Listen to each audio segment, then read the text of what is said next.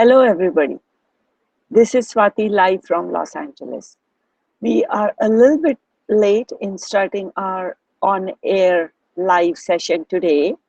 I guess we have been together for so many weeks. Sometimes things come up, including computer things, and I was delayed by just about 4 minutes today. Uh, but I'm here now, and I hope you didn't feel angry, because if you did, it's okay. In fact, today we are going to learn how to let go of anger. But before we let go of anger, a lot of times people wonder about, why should I let go of anger all the way? Anger is an enticing feeling. That's what anger is called. Anger can be luring. Anger, sometimes we wonder if anger is an emotion that is more effective. For example, if you want good service, and if you are in the US, which is an extremely customer service oriented country, and if you get angry on the phone with the service provider who's not giving you good service, and if you ask to be talked to the supervisor, you may in fact get a refund. If you are in a restaurant and you really angrily complain about the food, you may get a replacement at no cost. And even in other countries where it is not the customer service necessarily that could be the motivation, but even then, if you get angry, if you establish your authority, if you establish your power, then you may get more things from people. If you don't get angry, sometimes it feels like you're condoning the act. Even in close relationships, somebody may insult you, they may say things that are really hurtful to you. And how can they do that to me? I'm not a doormat. If I don't show anger back, that means that I'll be condoning that act. I will be saying that it's okay to do whatever they did to me. Sometimes you may feel like when it comes to children, or when it comes to, even if it is a close relationship, that unless you express anger, things won't be get done fast. In child psychology, they talk about positive reinforcement.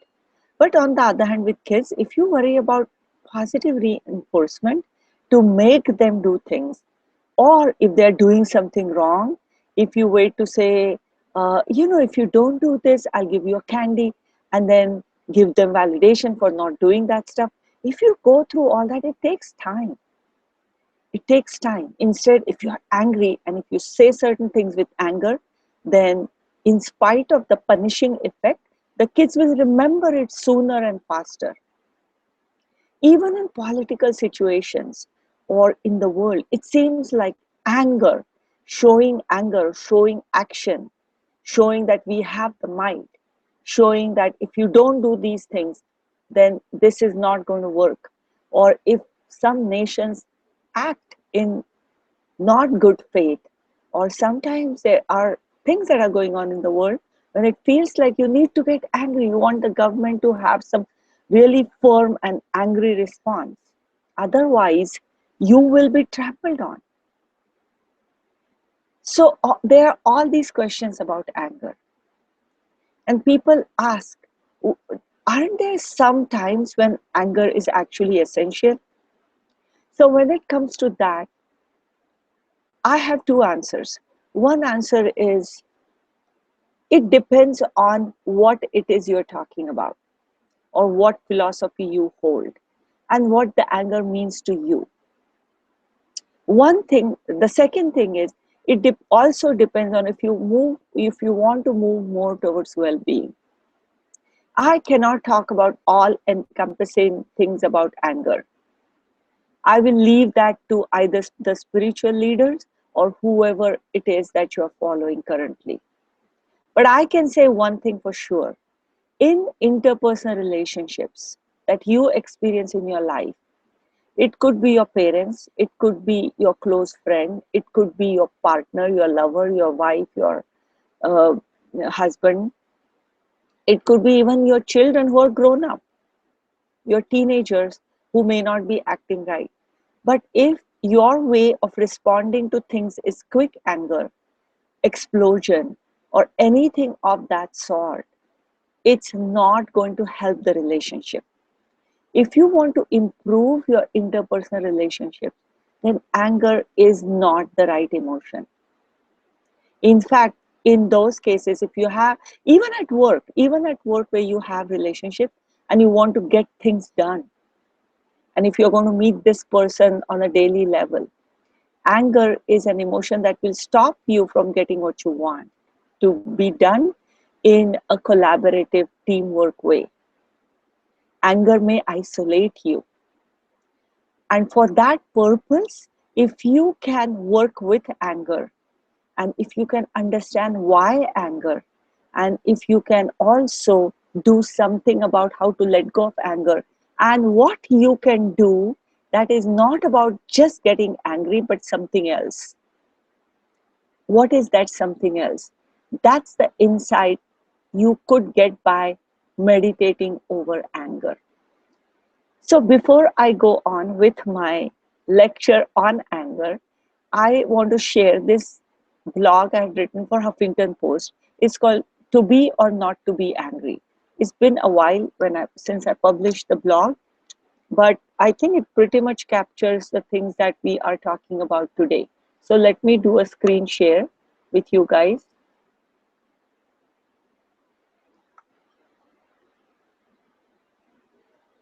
You have to give me a little bit of time.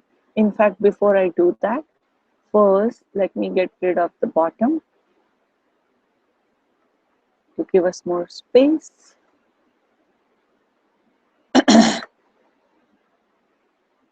And now let me go here and to be or to be angry. Okay, I think this is the right one. Okay.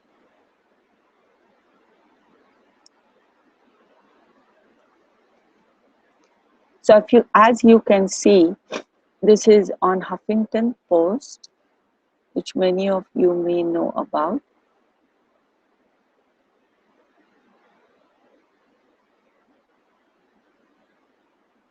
Huffington Post in Healthy Living, and this was published in 2010.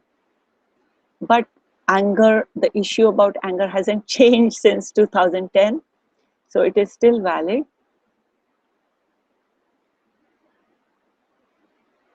So there are two things about anger that my article mentions, and you can also think about it. There are two ways in which you want to think about anger. One is, many of you know the psychiatrist Viktor Frankl. Viktor Frankl's quotes are very well known. And one of his quotes, he talks about feelings in general, but I'll say it about anger in particular. That when you feel angry, it's not a quote, in fact, I'll explain what he said. When you feel angry, you feel it in your body. So when the anger comes, and then you express the anger, a lot of times in interpersonal relationship, it's going to be destructive. The way you just explode, or you may throw things around, or you may yell, or you may say things that are really hurtful. Okay, so there is the feeling of anger and there is the expression. In between, there is a moment. And if you learn to stretch that moment, there lies our freedom.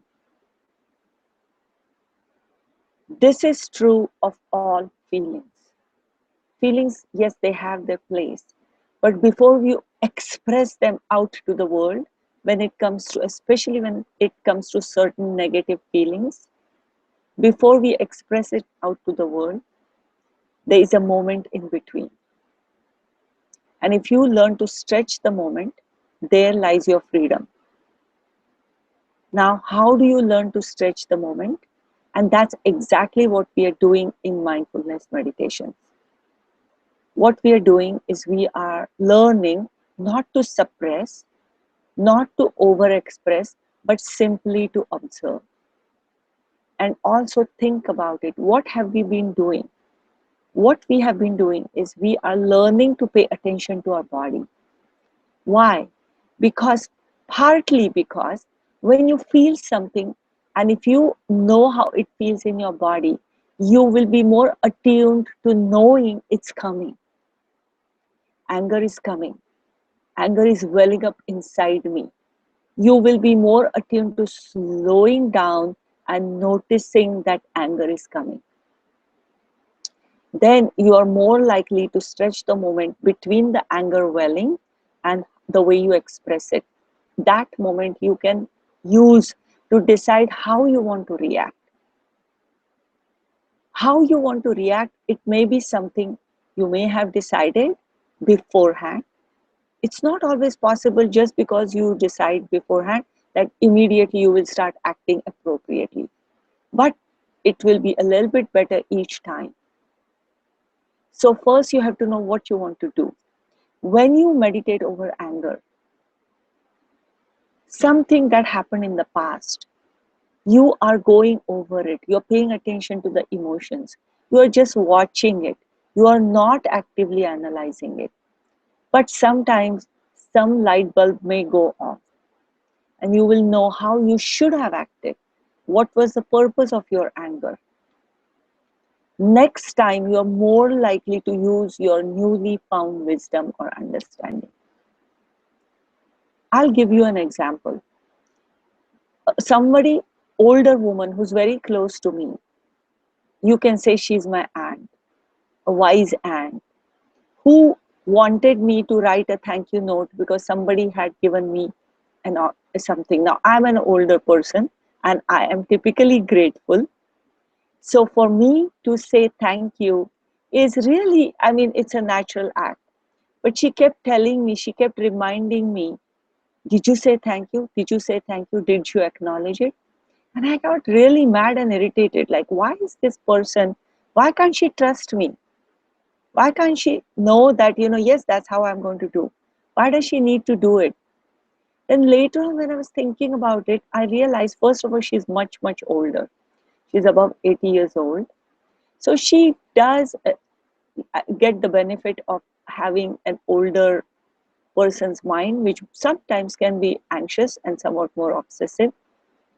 And also, she may be thinking about me as a much younger person who needs reminders of these etiquettes.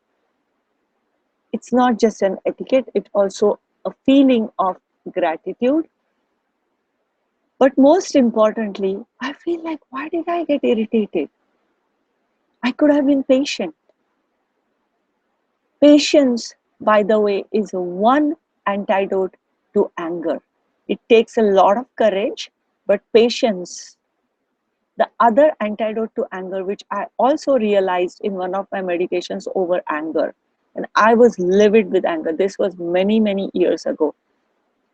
This meditation changed my relationship with this person when I realized that, in fact, in the process of being so angry and trying to teach communication skills to this person, I was losing out on understanding or real compassion.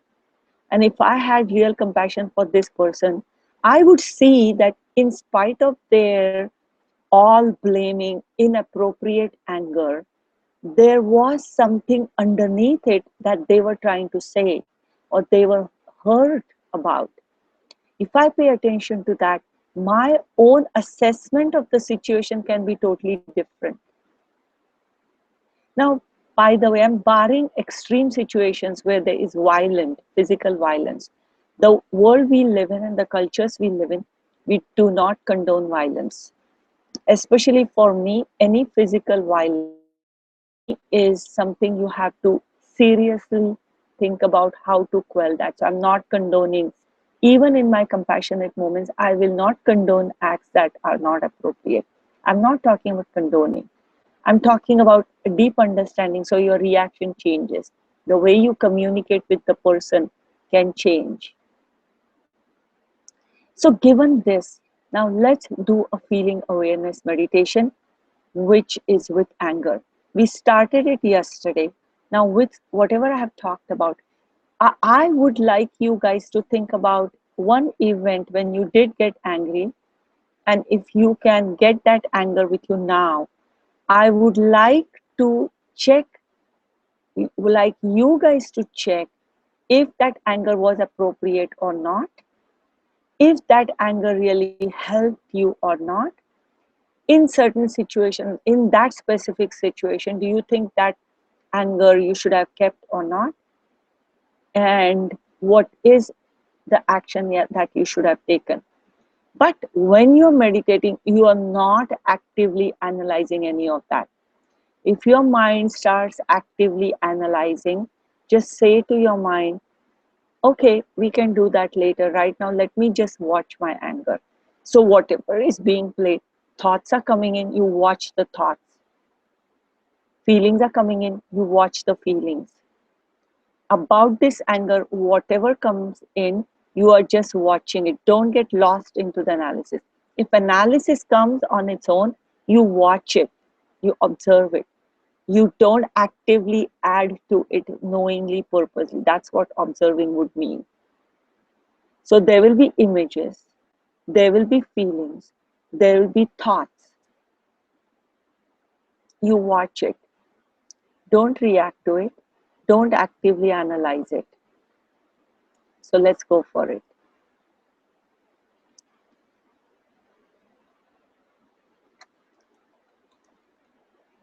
And I can see it is already 7:20, which means we are not going to have enough time to complete our meditation.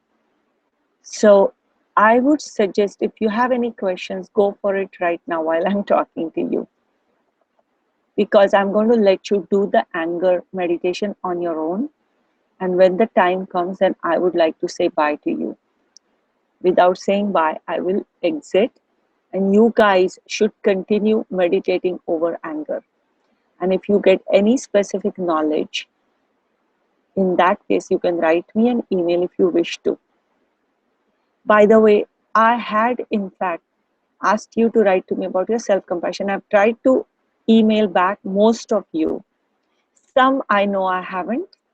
Some stories I needed to give a little bit of a time for that story to sink in. That's why I didn't respond right away, but I will get back to you eventually. If you don't hear back from me before this camp is over, do email me back again just to remind me, did you read my story? I have read all the stories, but I may not have responded to you. So I don't see any question at this point. So I am going to start meditating on anger. This warm tea, in fact, if you know that research shows that, I think I have mentioned it, that the curse words get reduced. Oh yeah, before we start, there's one book I would like to tell you about. It's a woman called Pema Chodron, and many of you may have heard about her. I don't think I have a link ready for you, but just remember her name. I'll give it to you maybe next time. Pema Chodron, who is a Canadian woman, an older woman who has become a monk. And she has, in fact, many wonderful discourses and books that are loved by many. And there is a book about anger she has, that Don't Bite the Hook. Don't bite the hook. She says anger is a hook. So you may want to read that book if you think you have any anger issue and you would like to work with anger.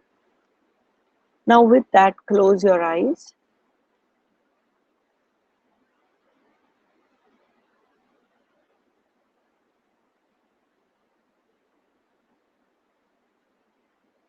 Take a few deep breaths.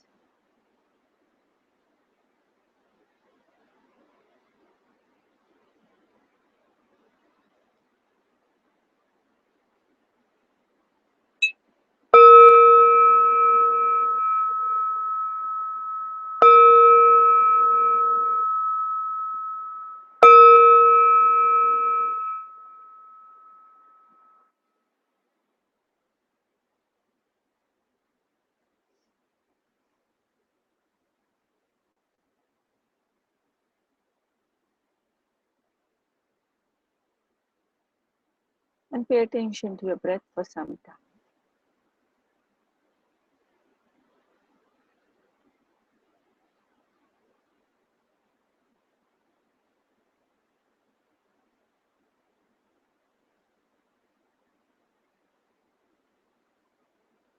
And now let an event come to your mind in which you got angry.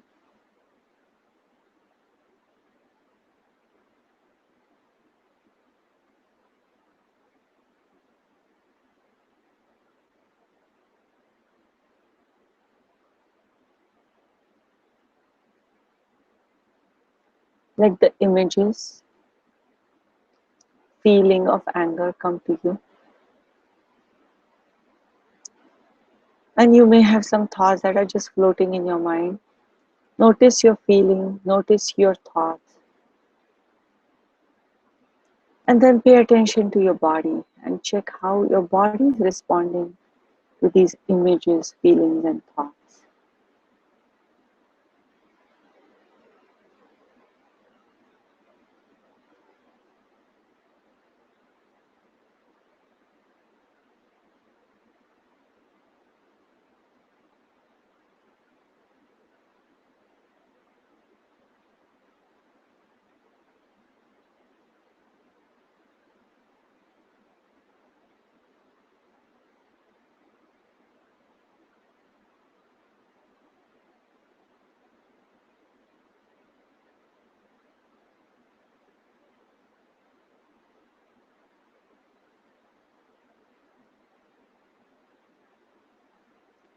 Pleasant, unpleasant, or neutral. Just notice it. Notice your body. Is it pleasant, unpleasant, or neutral feelings in your body?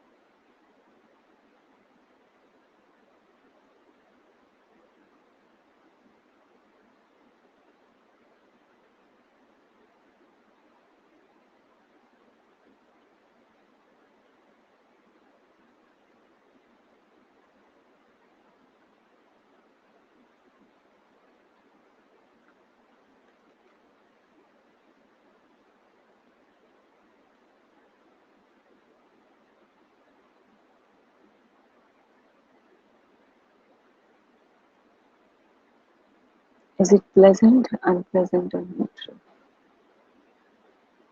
Go back to observing your mind, your images, the anger that you had felt, you may be still feeling.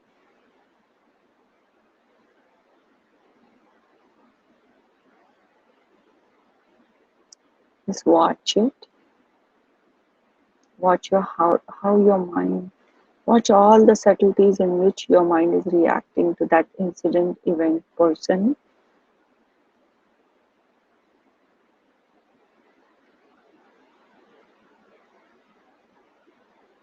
What thoughts are coming to your mind?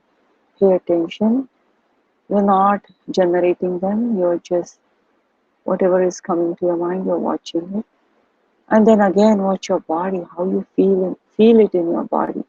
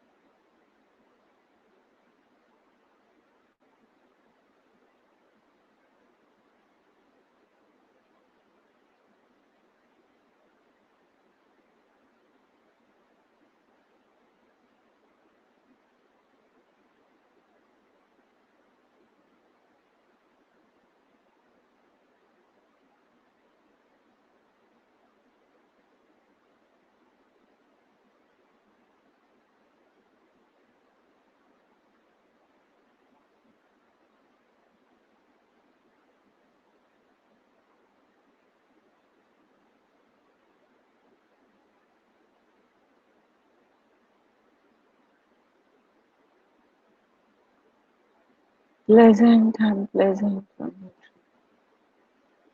Let the images, feelings, and thoughts float in your mind. Watch them as if you're sitting in a train and all this scenery is going by you. The images, feelings, thoughts. Notice if you are finding it pleasant, unpleasant, or neutral. How your body feels. Just keep watching it.